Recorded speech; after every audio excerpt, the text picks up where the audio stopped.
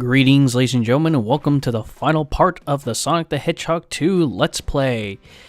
And we're in one of my least favorite stages of Sonic history, Metropolis Zone. Home to the unholy three badniks I hate so much.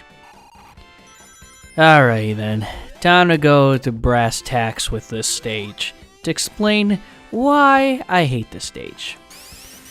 You're looking at it right now, it's pretty nice looking. I do love the background that's going on. I do love the musical track. The color palette of the stage is awesome, but it's that badnik right there. That first badnik that you run into right there is the perfect example of all the badniks in Metropolis Zone. First of all, you may have been noticing these starfish that are on the walls. Those are Astrons. Astrons, they're not that big of a deal. They're still a pain in the ass, but they're not that big of a deal.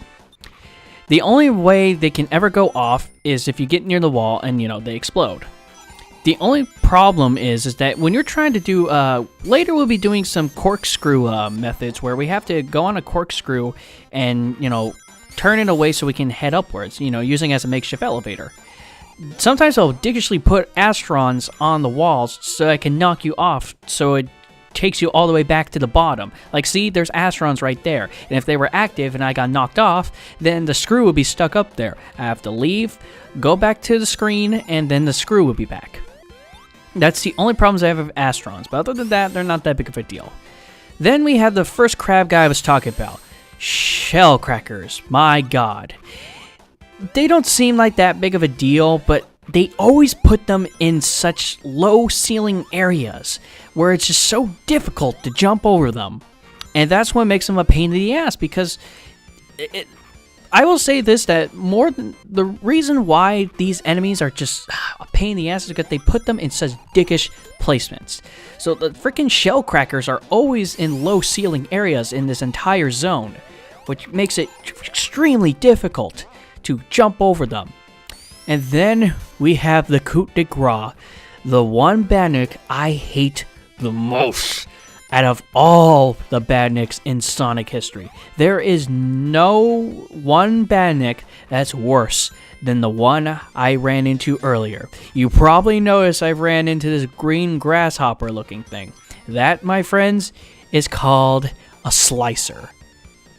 I hate slicers. They are the worst badnik in Sonic history because, like I said previously, the reason why all these badniks are a pain in the ass is because they're placements. And they love to fuck around with you with the slicers. You'll be running along, going, all hunky-dory and whatnot, then suddenly you run a little bit too quick, then slicer gets you. Fucking slicers, those are the badniks that will make sure that your ring count will never go past 1. They are that dickish. See, here's another shell cracker. They put it in such a very low ceiling area. I hate that so much. Oh, see? That's exactly what I'm talking about with those damn slicers. They put them in such dickish places. That's what I hate about slicers so much. And that's why they're my least favorite.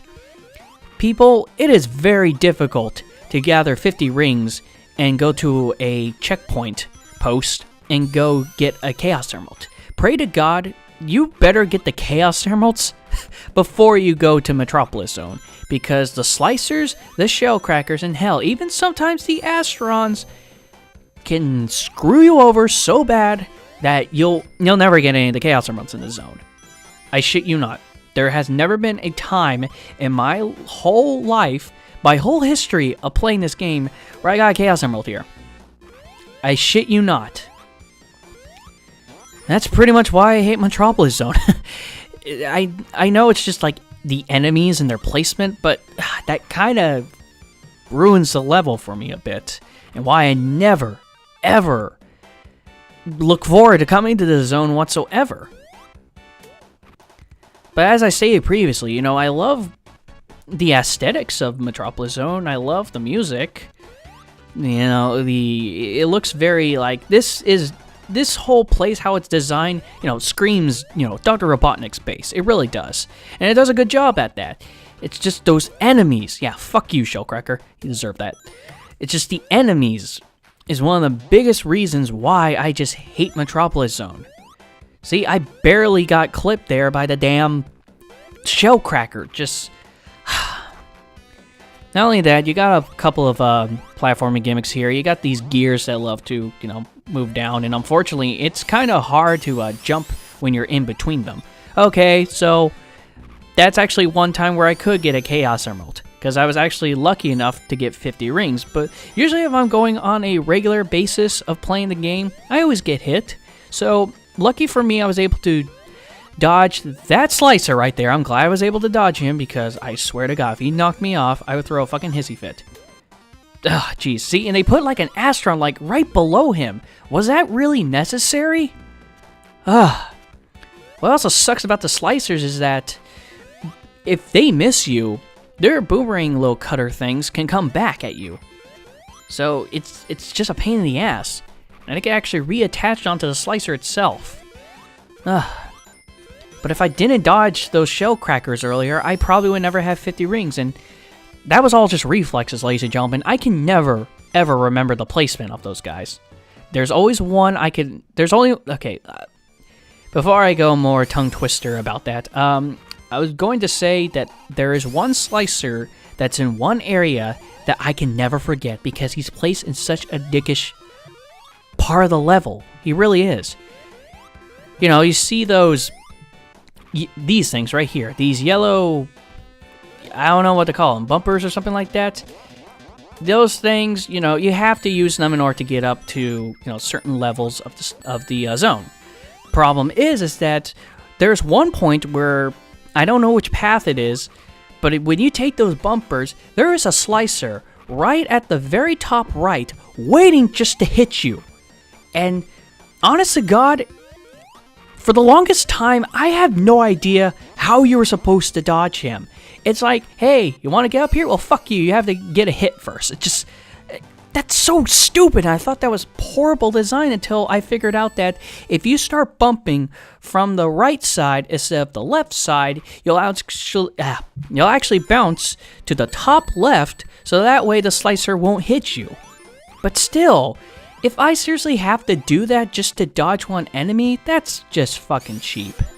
That's what I hate about these guys. And that, careful of this Shellcracker right here, because he will knock you off that platform. I was lucky, that's one Shellcracker, always remember.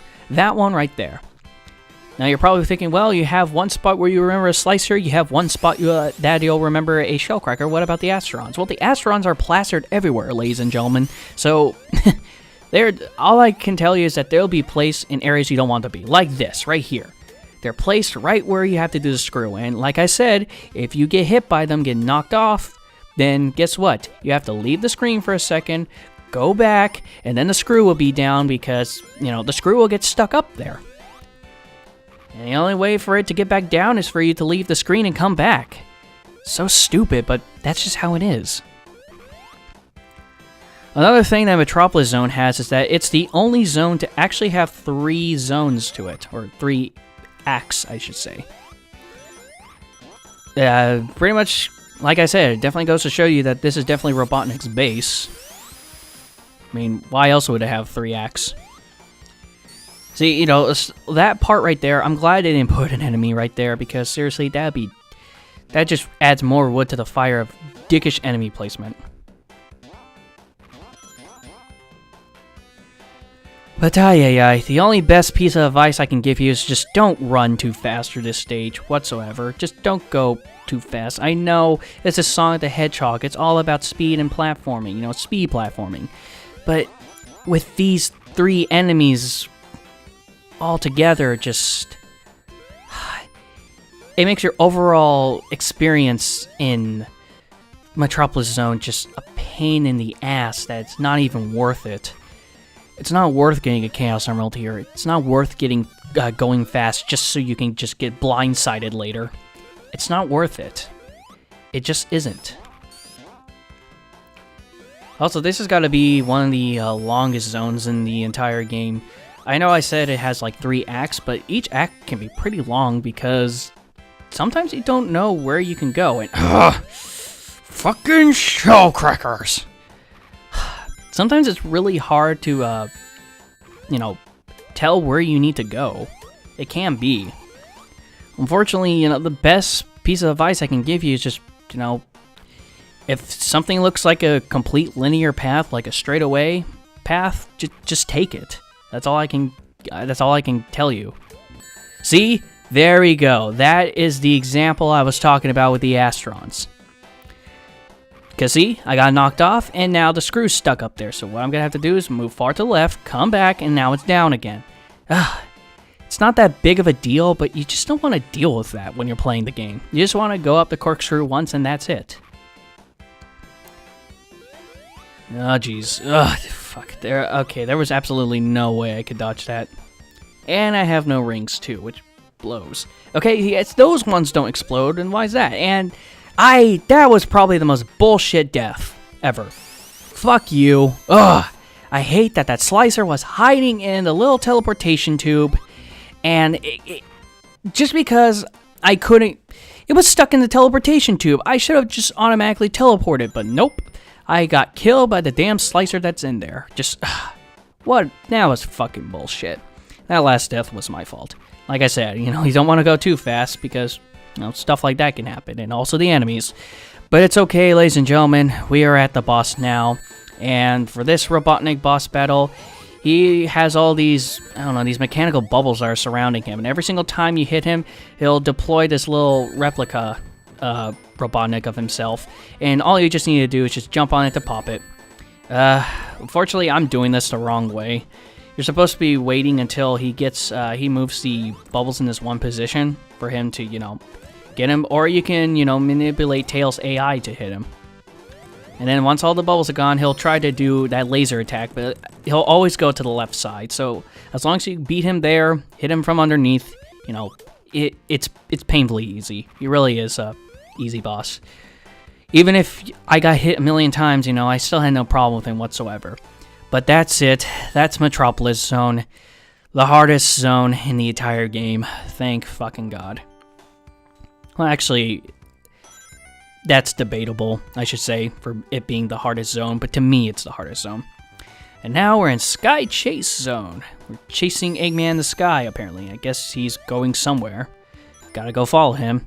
And this is the only time we're ever pretty much on the tornado with Tails in, well, before Sonic 4 Episode 2 came out. But then again, this plays way better than... what was it? I can't remember the name of the stage in Sonic 4 Episode 2. That's the problem. Just some of the stage names can be just... They pretty much kind of name them after, previous Sonic stages, so then, I get mixed up. I don't want to say it's Sky Sanctuary because, Sky Sanctuary, that's Sonic 3 and Knuckles. I can't say Wing Fortress because that's the next zone that's going to be coming up.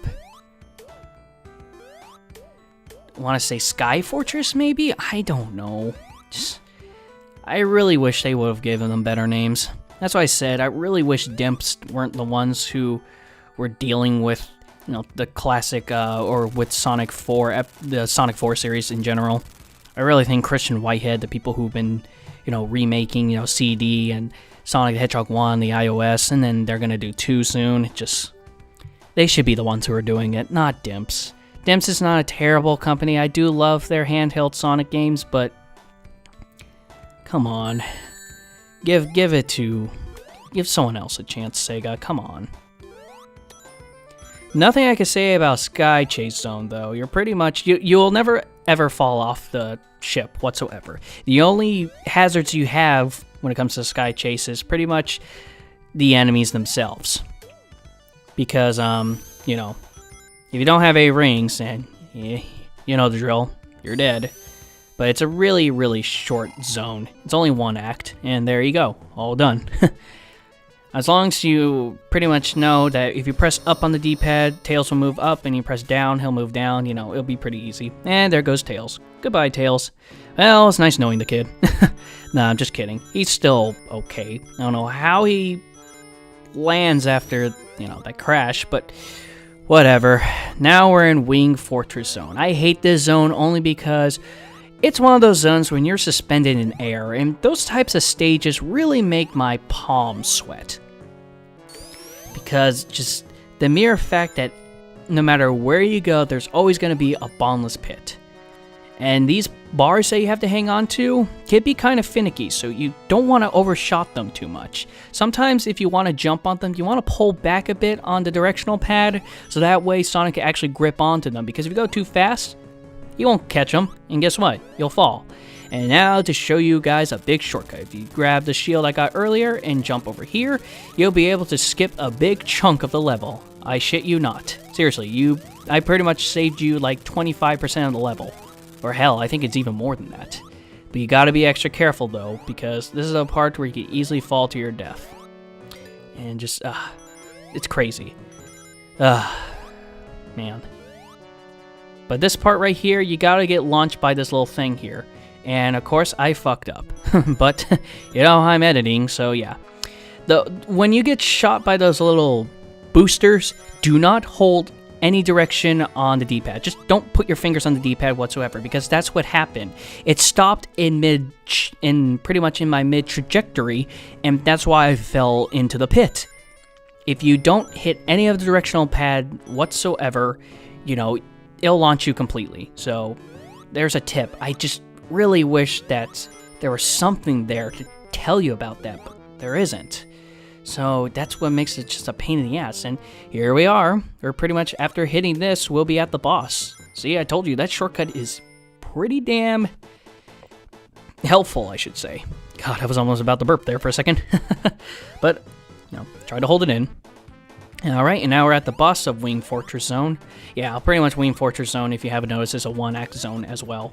And pretty much Eggman, or Robotnik, I should say. Keep calling him Eggman. I'm sorry, I'm just so used to calling him that because, Ladies and gentlemen, I probably said this like a long time ago in my Sonic 1 LP, but, Eggman has always been called Eggman.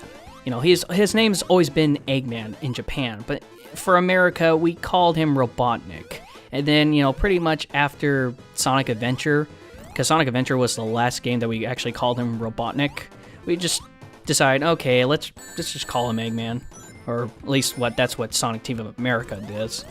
But, yeah, those guys are out of business. Anywho, the only problem I should say that you're going to have with Wing Fortress Zone's boss, is the little laser thing right here, is more of the platforms themselves. They really don't have...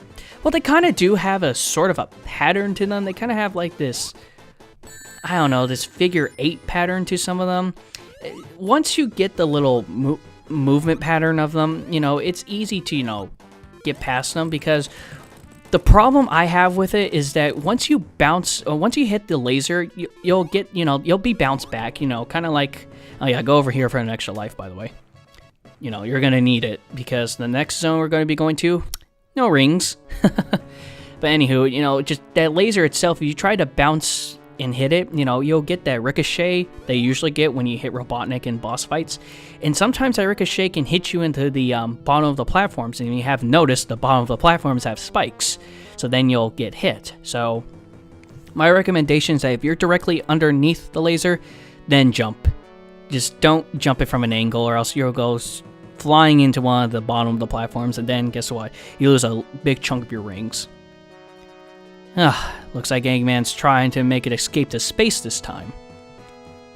But I'm questioning what is waiting for us there. Yeah! Sonic doesn't need air. He says hell to your fucking oxygen. I don't get it. But now we're in Death Egg Zone. This is the big thing that Eggman has been building up. The Death Egg. And it's up to us to finally put it to rest. Because we're not too sure what it does, but we better stop it before, anything bad happens. But now for the first boss of Death Egg Zone, Silver Sonic. Silver Sonic is only a big deal because of the buzzsaw quills on his back. You want to hit the front of him as much as you can. You don't want to go too far back, or else you will die. Like I said, you have no rings in this fight whatsoever. So That's the only problem you're ever going to have with this fight. If you go behind him right here, you can actually get one free hit on him. And now we're at the final boss now. The Death Egg robot. You gotta be careful of this thing, especially when you're behind it, because YouTube's compression was kind of messing up with the exhaust that was coming out of his jetpack from behind, but the fire that comes from that exhaust port, it can hurt you. It doesn't look like it can, but it does. So you want to be extra careful. What I recommend is that, okay, well, first of all, let me go over his strategy. Dr. Eggman in his Death Egg robot likes to... See, I keep calling him Eggman. I'm just so used to it, but he likes to take a couple steps forward. Every time he takes a couple steps forward, his fists, poke out. His fists have spikes on them. They're pretty much instant kill. So there's points where wherever he takes a step, if he pulls one of his arms in, that's the perfect time to hit him, but I can never get the timing right. So the best time I could say to ever hit him is when he's trying to, launch up and trying to stomp you. Because as you can see, a little reticule will appear and, try to pretty much to indicate where he's going to land. Try to make him land as far to the right of the stage as possible, because after a while, once he lands there once, he'll do this. He'll do this little rocket jab with his fists. And then pretty much rinse and repeat. Every time he flies, just go to the right here, make sure he lands, and when he does a little jump like that, just hit him, and there you go. The boss fight, it can only be difficult if you don't know what you're doing. And trust me, I kind of died a couple of times, not gonna lie. I was having a bad run that night, but it doesn't matter. That was the end of Dr. Robotnik. And hopefully the Death Egg too. And now we get this little picture cutscene. I don't know what this is all about. I guess they're seeing the destruction of the Death Egg from the Earth. I get.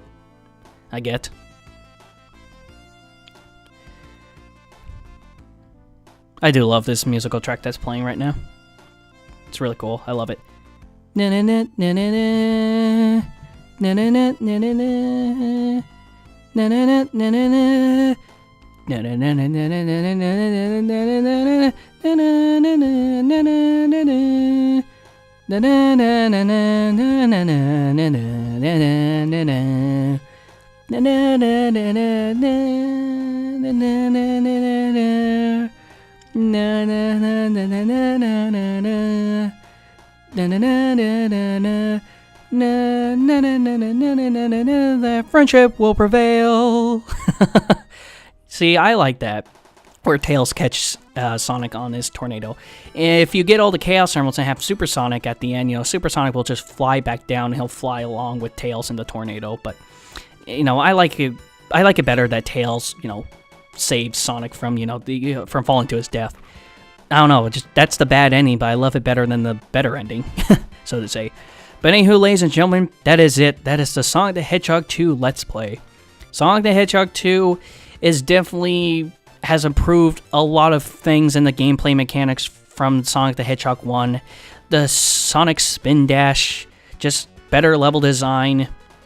It's Sonic the Hedgehog 2 is definitely a great Sonic game to start off with. If you ever want to try any of the classic series, Sonic the Hedgehog 2 is the perfect start for you. And just, I love pretty much a lot of things about it. The soundtrack is fucking fantastic. The levels look beautiful. Ladies and gentlemen, I can gush hours upon hours of how much I love, Sonic the Hedgehog 2. But I'll save that for Sonic 3 and Knuckles, because I love that even better. But anywho, folks, I hope you all enjoyed Sonic the Hedgehog 2.